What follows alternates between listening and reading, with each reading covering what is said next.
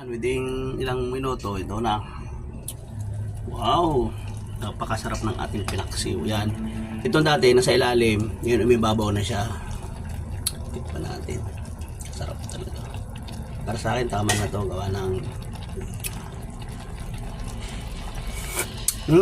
sarap talaga. Ha? Kuha na tayo. Gutom na ako eh. Tanghali na. Plated tayo. Mga 3 piraso. Yan. Masarap na paksiw. Diba? Basta siya ay maglagay ng sili. Yung sili na yan, nasa ilalim yan dati. Kita mo umibabaw siya. Ibig sabihin pag umibabaw siya, luto na yan. Okay guys, maraming salamat po sa panonood. Ayan. Pinakamasarap na paksiw na isda. Okay.